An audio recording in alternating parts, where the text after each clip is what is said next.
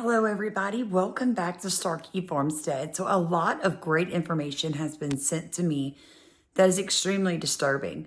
Now, I am on a business trip in Seattle, Washington, and I had to take time out to bring this to you, the viewer, because I feel like we all need to be prepared for what is coming, guys.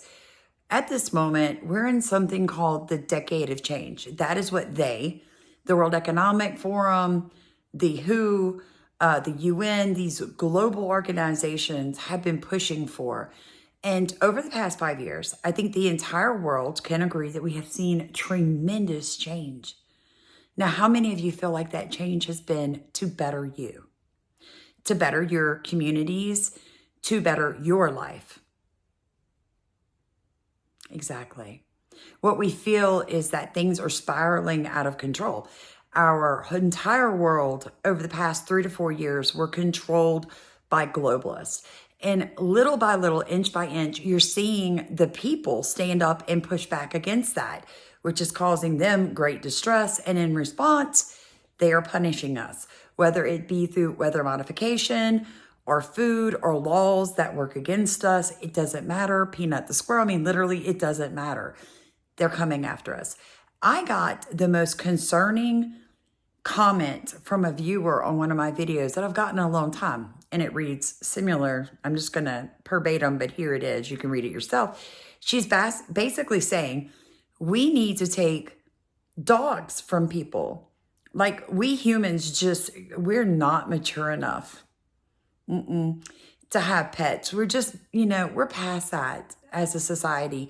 Dogs, I mean, not hunting dogs, obviously, but canines to protect yourself and family beloved pets are, we're past that, as well as having things like snakes that might need live food. So, shame on us as humans, and we should just be past that. When I read that, I realized where the world is really heading. And I was just like, wow, the audacity that someone feels they have the right to tell somebody, you shouldn't have a pet any longer. And that is really what Peanut the squirrel and Fred the raccoon brought to the forefront for many Americans, is where we're at with our officials that are supposed to protect us with our tax dollars and how they're being weaponized against us. First off, let's talk about the children in North Carolina, okay? So somebody sent me the stories on that. And my first response was, maybe these are families who have had issues with, we call it OCS in Louisiana, but it's CPS there, Child Protective Services. Maybe this story has more information than I am aware. I was incorrect. These are the facts. Red Cross, FEMA are pulling out of North Carolina towns. In the process, a lot of the shelters are closing. Now, hotels are overburdened if there are any hotels left in the towns. Families have more than one family in their homes already, no room for anybody else. So if you don't have a safe, to CPS's standards, safe, clean, electricity running, whole 9 yards, place for your children, they're simply going to remove them from your care. Now, we're housing 30 million illegal aliens in America right now, but American citizens are standing to lose their children. Folks, you can't make this up. We're living in a nightmare in this country. And again, this is under the Biden-Harris, okay? Hopefully when Trump gets in, he's going to see these things and he's going to help fix them. But that is a state issue, not so much a federal issue. So North Carolina, you're going to have to do better and get your governor out. Second thing that you can do, viewer, is make sure that you have a decent sheriff in your community. That's the most important person who's going to have the most control over your daily life and what goes on in your community is your sheriff and then your judges, okay? CPS is out of control. So the first set of clips you're going to watch are CPS based on that and what's going on with North Carolina. But after you watch that, don't turn it off, because then we're going to jump to a young woman that is located in the North Carolina mountains. Okay. And I think her channel is called the Aerophonic Chick, something like that. You know, you want to look her up. She's a redhead. Great, great gal. I've never seen her before. My first time seeing her stuff. Loved what she was talking about. Very knowledgeable about what FEMA has decided to do. Now, I lived through this in something called the 100-year flood in 2016 in a small parish in Louisiana called Livingston Parish, Louisiana. You can look it up. Denham Springs was the town that I lived in at the time. My husband worked for the city of Denham's sewage department. And we had something that they have now deemed the 100-year flood. The waters came from nowhere, right? In areas that had never flooded in anyone's memory, well over 100, maybe 150 years in the historical books for that area, had there been a flood even close to what we lived through. Some of you that have watched me for a while have heard my stories about that flood, how it took us 3 days to get out of the floodwaters, and I walked out of there barefooted.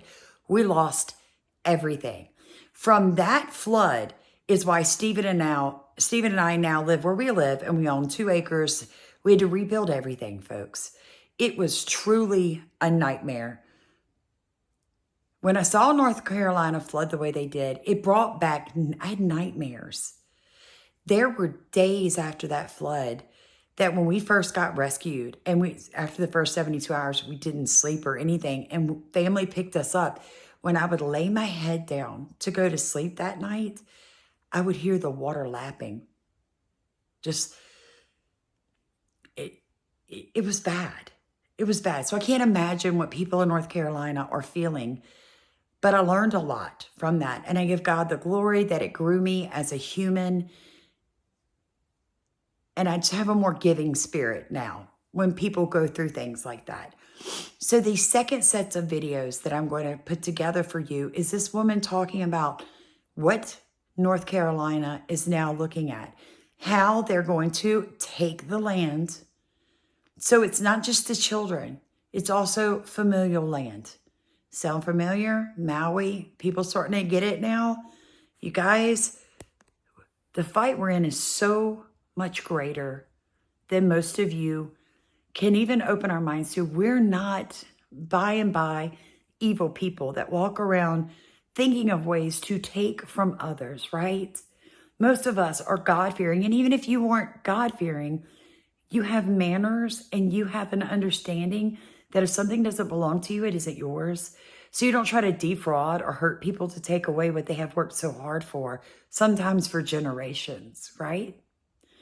Well, we're up against a group of elitists that don't care about us. We are useless eaters. The sooner we recognize that, stop with the, oh, they can't do weather wars. You know, they can't do that. That's conspiracy theory. And start looking at the information that the government is putting right in front of our faces that most people won't even open their eyes to see. If we could just get past separating ourselves and claiming some people are crazy for speaking truth, I think they would have a harder time taking from us. I really do. I love you guys with all of my heart. Please like, comment, and subscribe. Watch these clips. Even if you think you've seen something, please watch all the way to the end. It helps the algorithm push this video to other people. You can just fast forward through a part if you think you've seen it, okay? This video needs to go viral because it's showing everything in one continuous run. That's what people need to see. Not clips where they forget, but they see the plan laid out in front of them where denial is not possible any longer. We, the people, have had enough. Have some mind-blowing dot connecting about Hurricane Helene. I'm going to start here. This lady sent this picture from South Africa. You all know I covered the blob anomaly and South Africa's crazy weather. These blue jelly balls were raining on this lady's parents. She asked me to look into this. Here's how this went. And trust me, it links back to this. And it's mind-blowing. I start to look into the jelly balls. Knowing it's not a craft project raining from the sky, I move on. I find that this is not the first time that blue jelly balls have been raining from the sky. This was 2012. We'll get back to that. I came across this. Blue jelly balls look kind of similar, and this is talking about how we could be drinking from water bottles made of these like gummy balls. Sounds charming? Let's move on. Thank goodness scientists looked into this and found out it was not marine eggs.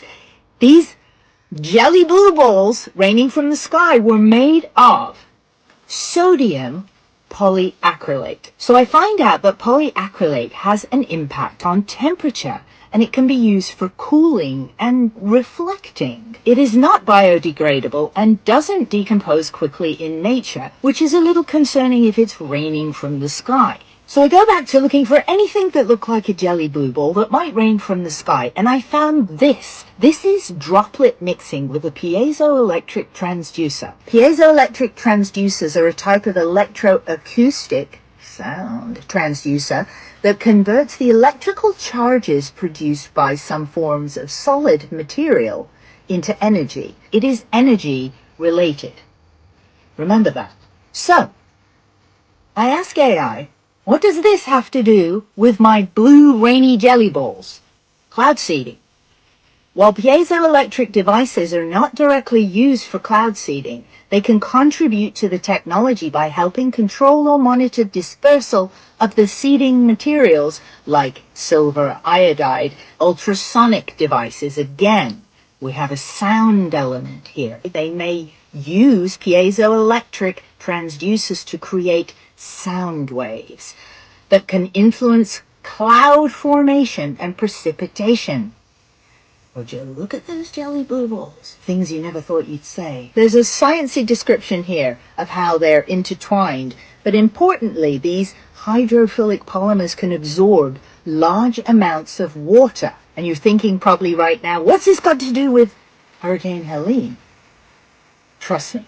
So we're energy harvesting. Now, in my video last night, I included lithium mining. I tread carefully there because I had a video banned.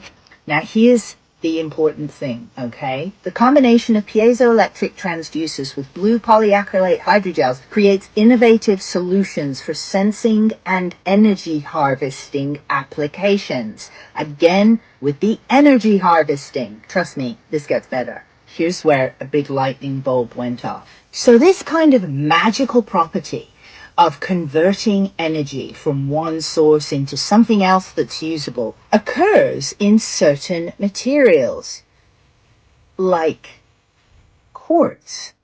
Hold that thought. Again, we all know there's loads of lithium out there. Well, did you know there's a ton of quartz, like $530 billion worth of quartz? You may be aware that the growing use of AI is going to require a staggering amount of power. Well, it turns out that quartz, while not powering AI directly, has properties that enable the hardware that powers AI to function effectively. Okay, we're going to go back to sound now. Another message from South Africa about hearing a strange humming and sound pulsing. Well, guess what else has been heard in some of these freaky storms? Carol, what does that mean? What? Well, we know it's sound. So, from the comments, I quickly gathered that this sounds like an instrument called a shofar. Here's what that sounds like. Definitely very similar. Wrapping this journey that we've just been on, thanks to the jelly blue balls, some experimental weather modification techniques involve ultrasonic devices, which may use piezoelectric transducers to create sound waves that can influence cloud formation and precipitation. Is this large presence of quartz a dot we need to connect? Is the lithium a dot we need to connect? The sound? Are the jelly blue balls involved? This concludes this deep dive for now. Anyone interested in emergency communications? What are they doing with their kids? With the kids, if they don't have places to go, like they don't have a camper or like something to go in, Right. they can't. They're close. Child endangerment. CPS is coming to take They are them. Child taking, endangerment. yes, that's what they're doing. Even if they're living with neighbors and their parents. I don't know They're coming to take them. I know if they're in that shelter and they don't have a safe place to go when they leave that shelter, they will take them. And we have DSS lady on our team, and she confirmed it. We went to the place today, the shelter. They confirmed it. Oh my God. Yeah, no, it's real. They're taking the kids from the parents. Yes, if they don't have a safe place to take them. And they're closing the shelters by Friday. Oh Well, no. I think there's a couple of places that are not. The ones that, the ones we talked to. There's a couple no. places that are not because, but one of the reasons why there's a church. Hold on, wait a minute. My phone is inside. I'll go get it. We Yeah, we need another meeting because the one we had this morning and the place we went to today, that's what they're doing. No one's going to. This one place, and Come I up there think and it's in mess with Burnsville, us. if I'm not mistaken. You know what I'm saying? Oh, I see what you mean. Yeah. Yeah. Well, you got a porta oh, potty. the school. Yeah, The Red Cross is running that. They are doing No. that. Yes, they are. Really? Yes, we went there. I don't know if that's the right one. We were there. Now, is that the place that's got all of those cots, 3 meals a day, laundry service? Yes. hot That's showers? the one. Is that the one Have to Nils? be out by noon Friday. Line up by Friday the 15th. Families staying in these shelters have been told if they don't have a safe place to go, they won't be taking their children with them. Authorities will step in and keep the children. This is not just a rumor. It's been confirmed by the Department of Family Services and Red Cross volunteers. If you or someone you know is facing the risk of being separated from their children, reach out to me immediately. I'm coordinating with various organizations and hundreds of individuals who are ready to open their homes to those in need, as well as organizations willing to help on the legal side of things. We cannot let families be torn apart. My priority is finding safe spaces where parents and children can stay together. Even if the situation is not ideal, what matters most is that these families remain whole and supported during this crisis. If you're in a position to help by offering shelter or know of places that can take in families, please contact me as soon as possible. I'm compiling a list of available resources and need all hands on deck to ensure no family faces this nightmare alone. But this is the back part of our property. This is where I plan to put our goats in the spring. So super excited about that. I also want a little donkey for a guard donkey, right? But what I was saying on that video, let me start first by saying what we have found out is going to happen with the land. So I shared in one of my videos that there are FEMA facilities going up and everybody's been a little bit concerned, like what is the point of these? There's video footage. They're all set up. They have these tornado shelters. They've got these massive like trailer housing systems that someone told me only one person can stay in per trailer. So it's very wasteful actually. And